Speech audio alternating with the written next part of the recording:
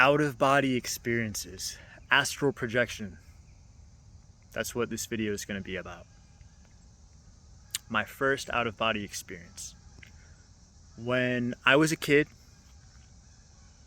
my dad, who I considered intelligent, he was a VP for a company, he was an engineer, he started his own company. My dad was a very productive, societally intelligent kind of guy, like socially accepted. And he would tell my brother and I this story about how when he was an engineer, he worked with another engineer that he considered to be extremely intelligent. And this guy, he was buds with my dad at work. And one day he asked my dad something like, "Hey, do you think it's possible to leave your body and be able to travel the world?" And my dad, in his head, was thinking that this guy was kind of crazy, even though he thought he was really intelligent work-wise. When he asked him this question, my dad, who's very regular, thought that he was crazy. And the guy, it was a rhetorical question, and the guy answered him, "Well, you should believe it because I do it." So that story really stuck with me when I was a little kid. It really fascinated me. And it stayed in my head, and my dad would retell stories, but that one in particular always fascinated me. I've always been curious about reality, the universe, how I exist, how you exist. Now, fast forward about 20 years, I'm in college, and on Reddit, I believe, is where I came across the term astral projection. Then I start reading about it, and it appears on the internet that this is a somewhat common experience. Not super common, but it's relatively common. It's not super unheard of. You can find lots of accounts of people having intentional or spontaneous out-of-body experiences on the internet. So once again, this ignited the fascination in me, and I started reading about ways that you can do this. And that is how I got introduced to meditation. That's what got me interested in meditation. I began meditating. I began trying to clear my mind and come to like this emptiness so I could separate. And I meditated for about a year, often with the help of marijuana. And I never had the experience. I had some very interesting experiences, but I never had the out-of-body experience. Sometimes I felt like the meditation was building up to something intense, and then I snapped out of it because I was scared, but I never got to it through my regular meditation practice. Until 2 weeks before my college graduation, I woke up about 3:30 a.m. Interesting number. And I had to pee, get back in bed, and I thought, okay, it's been about 3 hours, 3.5 hours. I went to bed at midnight. 3.5 hours since I went to sleep. I'm going to try to have an out-of-body experience. And if you've researched ways to have out-of-body experiences, one of the suggestions is to attempt after you've slept about half of your normal sleeping cycle. Because the objective is you want your body to fall asleep, but you want to maintain your awareness. You want your mind to be turned on as your body falls back to sleep. So I figured this is the perfect opportunity. I naturally woke up halfway through my sleep. So, all right, I'm gonna lay back down and I'm gonna try. So I laid in bed and I tried to just keep my mind awake and come to like an emptiness. I tried not to think about anything. And almost instantly, I got hit with this sensation of vibrations from my head to my toe. It was like a uniform field of vibrations throughout my whole body.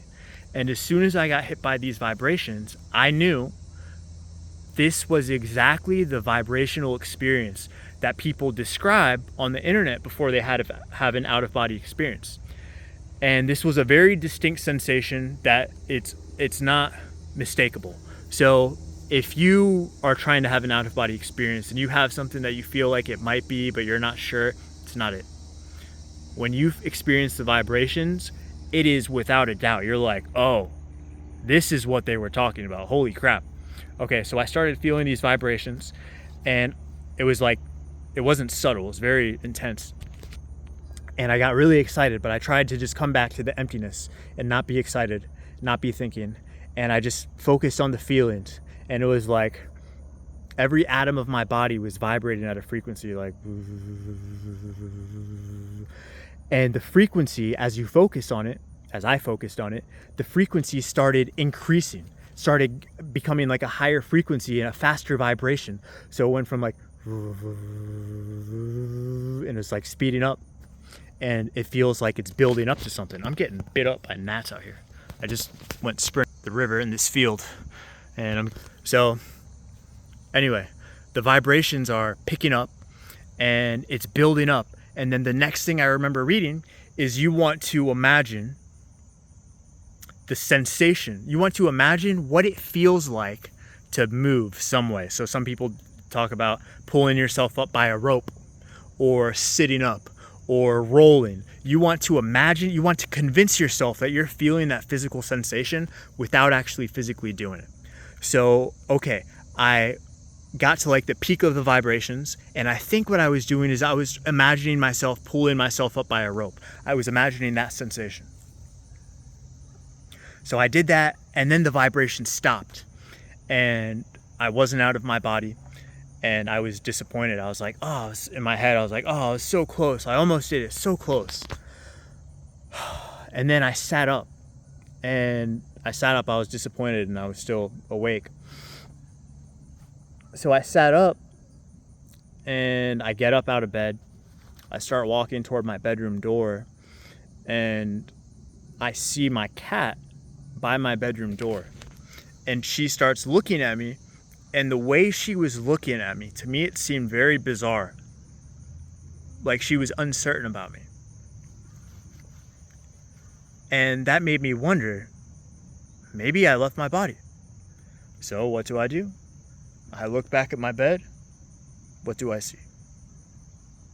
I see my body. And when I saw my body, I was just overwhelmed with excitement that I did it. I left my body. I'm out of my body. And it was just like this overwhelming excitement. Holy crap, I'm out of my body. I'm out of my body. And a few notes before I continued this experience. Before I had this experience, I always had a lot of dreams.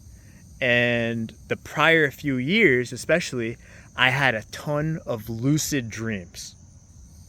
So if you don't know what a lucid dream is, in a regular dream, you're having a dream, but you don't know that you're having a dream. You're just so entrenched in the dream that you don't know that you're having a dream. It's just happening. You're just watching it pretty much. When you have a lucid dream, you wake up in the dream while the dream is still happening.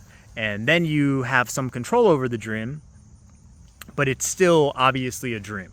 It's still very dreamlike. Everything's still kind of blurry. You really have to fight to maintain the lucidity, or else you'll just go back into an unconscious dream state. So prior to this out-of-body experience, for like 2 weeks straight, I had a lucid dream, at least one lucid dream every single night.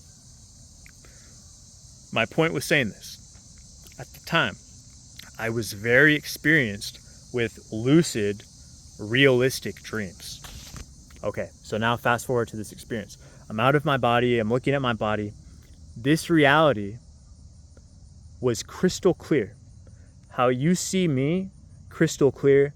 You see these trees behind me, somewhat clear. I mean, in your own experience, whatever around you is crystal clear.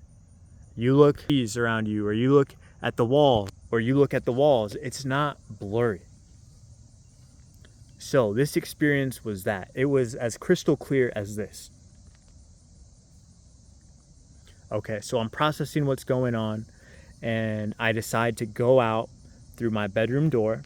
And at the time, I was in college living with my brother, and I go into the living room, and in the living room, I see on the couch what appears to be my brother.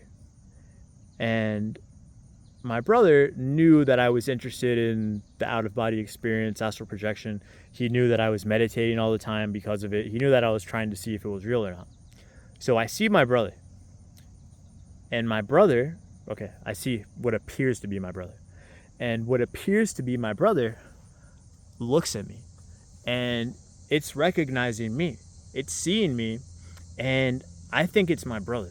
So I'm like, I'm not going to say his name. Brother, I'm out of my body. I did it. It wasn't verbal though. It's like telepathic kind of. So I'm communicating this to him. I'm out of my body. I did it. And I just get this very negative feeling from this thing that appears to be my brother. And it was like a very dark, ominous feeling. It felt scary. It almost felt evil in a way. Okay, so quick side note. At the time, my brother was, I assume, in a very dark place.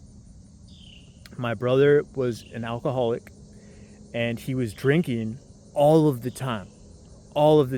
We were both in engineering school, and so classes were hard, right? And I would go into his room sometimes to get him or whatever in the middle of the day, of the school day, and I would smell the alcohol in his room. So he was drinking like in between classes. So my brother was in a dark place. And at the time, for some reason, I was just a coward. And I never tried to talk to him about what was going on with him. I was really just a coward back then. So my brother was going through some dark stuff for like a few years. So I see this thing, very dark feeling from it. Okay, continue the experience, and I'll come back to my analysis. So I don't want to be there anymore because I get this like dark feeling, and it kind of scared me a little bit. So I didn't want to be there. So we were on the second floor in this condo complex, and I go through, okay, so it's like a courtyard in between the buildings, a courtyard in between 4 buildings, right? In the center of the courtyard is a massive, beautiful oak tree. Massive, beautiful, like so pretty. So the sliding glass door faces the courtyard, it faces the tree. So, and it was behind the thing that it looked like my brother. So I went behind him and I just floated out of the door. And now I'm floating above the courtyard next to the tree. And effortlessly, I just float higher and I go above the oak tree. And now I'm above the oak tree and I'm just looking at the whole scene. I'm looking at the sky and like from this aerial view, the buildings that I've never seen from this view, the tree that I've never seen from above it. I'm just looking at it and it's so beautiful. It's really just beautiful and so free. Like I was just totally free. My movement was unrestricted. I could move however I wanted effortlessly. So I'm just taking it all in, just looking. And as I'm sitting there or floating there, this fear enters me. And with the fear comes the thought,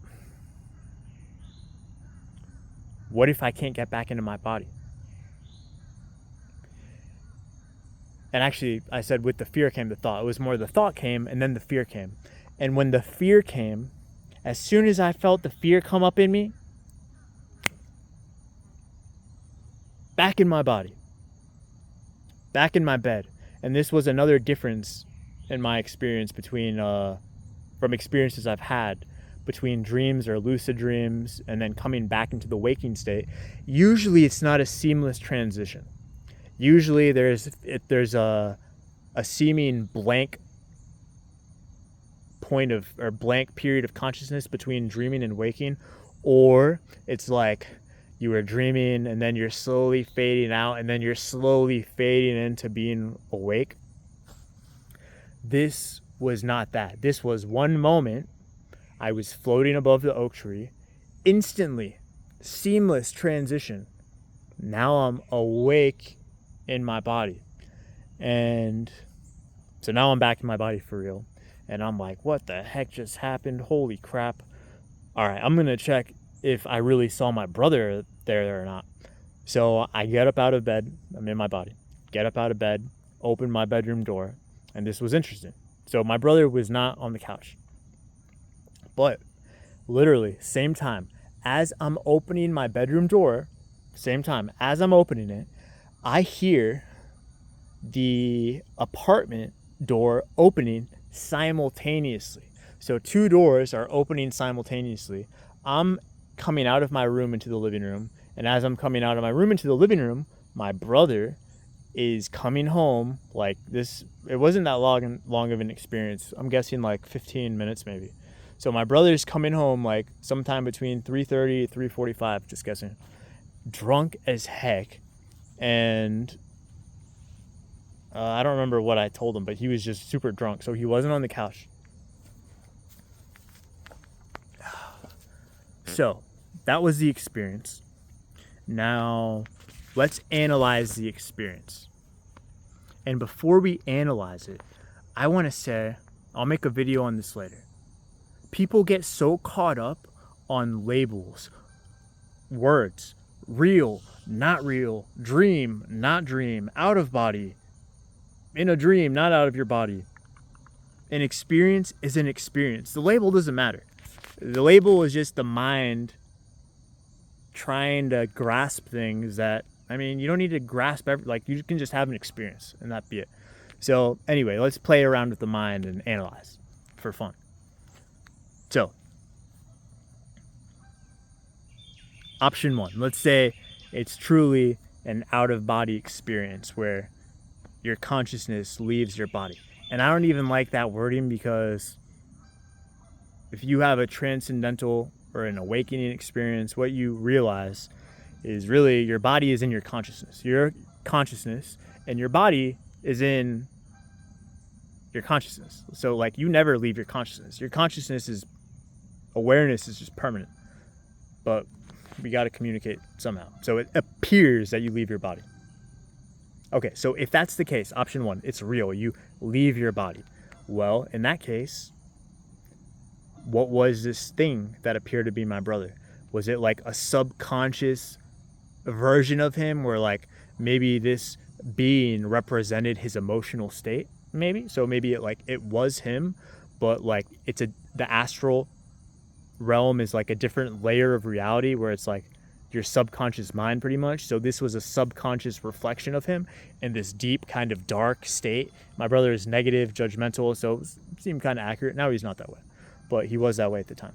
So that's one possibility. Another possibility is in this astral realm, layer of reality, possibly there are other types of beings that maybe the way food and water sustains us, possibly our emotions on this level, in the waking state, our emotions maybe in another layer of reality, these emotions might be some type of sustenance for some other types of beings. So that doesn't mean necessarily that they're bad or that they're evil. It just means that that's what they are sustained with, maybe.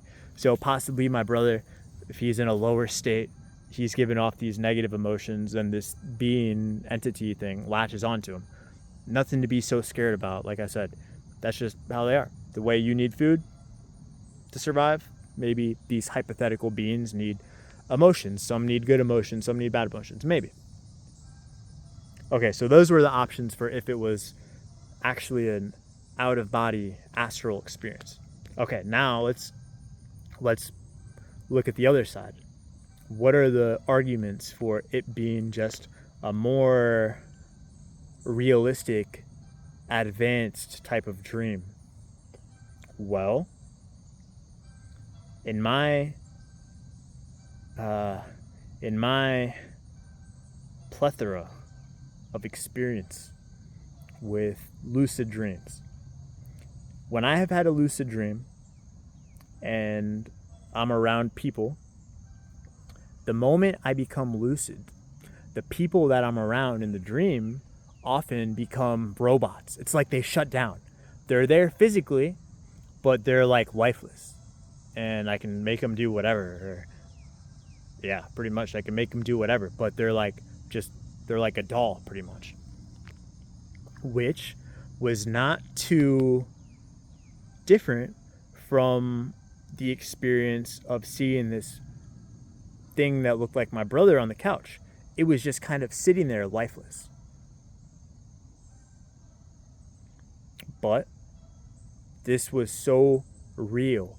It was so crystal clear, not like a lucid dream. All right, that's my experience with my first lucid dream, my first out-of-body experience. Now, I had a second out-of-body experience maybe about 2 months ago. I'll make a video on that one later. And if you've watched any of my semen retention videos on this channel, I will say, it seemed when I had this recent out-of-body experience, it seemed that it really drained my energy.